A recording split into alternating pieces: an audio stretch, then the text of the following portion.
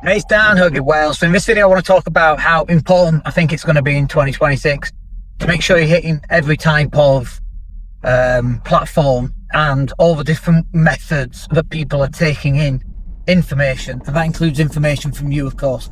So what I mean by that are things like podcasts. And I know everyone and his dog has got a podcast, but that's actually not true, is it? Most people, they start a podcast, they do one episode and then it dies. It's just, still on the iTunes or Spotify or whatever, but they've got one podcast show, maybe two, maybe three. I mean, we just started our 11th year of podcasting, by the way, which is phenomenal when you think about it. And this is one of the ways in which people will listen to long form content. Of course, this is a piece of long form content. And I think it's important that you are where your customers take in that information. So some people will prefer to read, for example. Some people will prefer to listen to a podcast. I was out walking the dog today and I was listening to an audiobook by Gary Vee. It kind of annoyed me, to be honest, because I felt that the information in Gary Vee's book was probably aimed at beginners as opposed to people who actually know what we're doing, like ourselves who run a digital marketing agency. But anyway, some people get, some use out of that. But you need to have audio because that's where people are. And so it's not just audio, it's video, for example, as well. It's reading, it's PDFs, of course it's audio, it's live streams, it's anywhere where people are going to consume information. And that's Instagram, and that's TikTok, and that's Facebook and LinkedIn and Twitter and whatever else it is. So what this means for you then is that as a business, or if you want to start your business, is that you have to have content across all different platforms, across all different, what's the word? I can't think of the word. Different ways of, what's the word? It's an NLP word. Reading, listening, watching, and so on. And so it's like, well, the question then becomes, well, how do you do that? Like, easily. How do you do that? It can be pretty simple. Obviously, that's what my business does.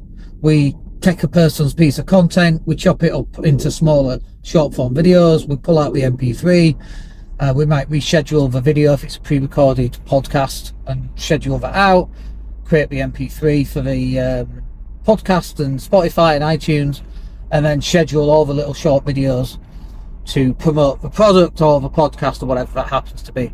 And what was really interesting in December was that we kind of stopped putting out as much WordPress content, long form written WordPress content, mostly for SEO purposes. We stopped doing that because I just wanted to test what was happening. And we actually moved our focus onto more video content with links back to the website and the products and so on.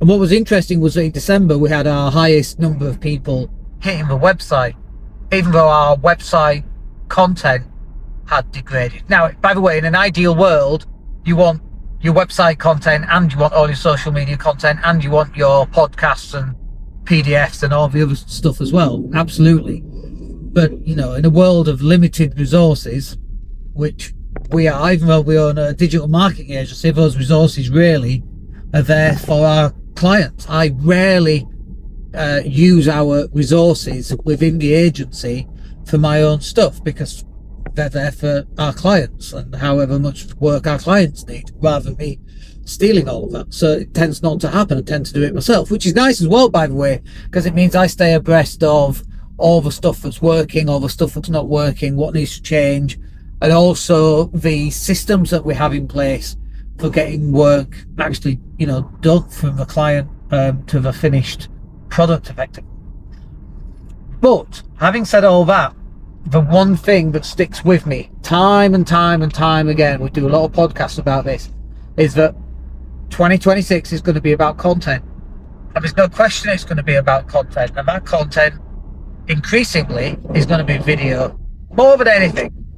But that's also not to say that you shouldn't have your podcast show, because we have now decided to do 2 podcasts a week. We've already have those scheduled. And we see those numbers now slowly starting to creep up again, where they went up massively in 2020 because everybody was home and bored and having to find stuff to listen to.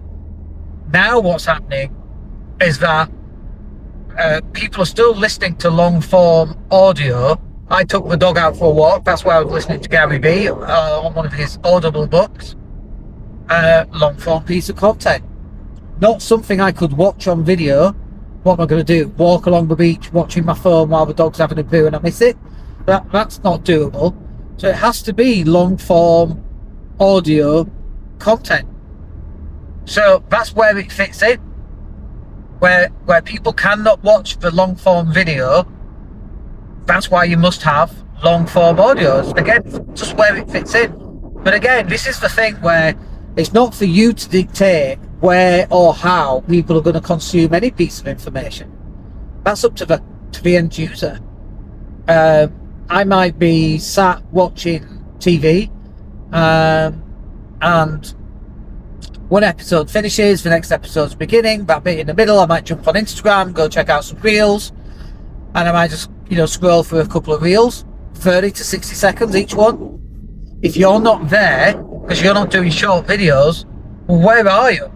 Where are your potential clients seeing you? If I'm walking the dog and I think, I want to listen to something motivational about the gym, and my podcast isn't there, your podcast isn't there, and you're a gym PT who's local to your customers, where, who are they going to listen to? Well, it's not you, is it? So you've missed out on shorts, you've missed out on long form audio. What about live streaming? Oh no, people aren't watching that. Of course they are. Might be less people watching that, but where do you think you get to pull all the little short videos out? So the only reason we actually do a live stream is to pull out the short videos, and also to pull out the MP3, because the podcast show's pretty important. We don't really put much value on the live stream itself, because I don't think there's a huge amount of live stream. We're not Joe Rogan. We haven't got that reach that he's got.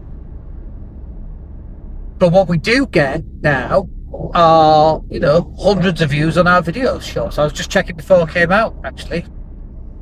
We're getting between 200 and 500 views. Sometimes it's 4, by the way, on little video shorts. But our views are increasing and our subscribers are increasing on YouTube. People are watching more and more of the content that we provide because we are providing it. So people can consume it. People can't consume what you're not providing.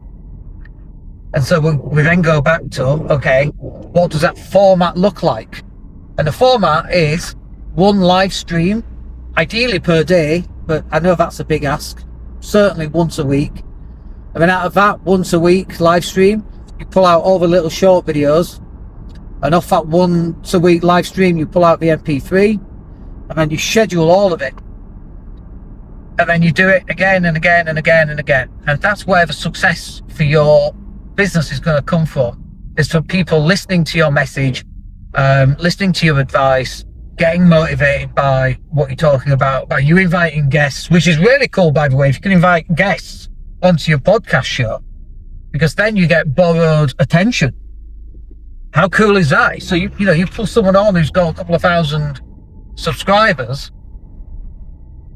Now that podcast is going to go out to their subscribers, hopefully with a link back to yours, and you're going to get access to some other people's audience and content, and you're going to get exposed to new audience people.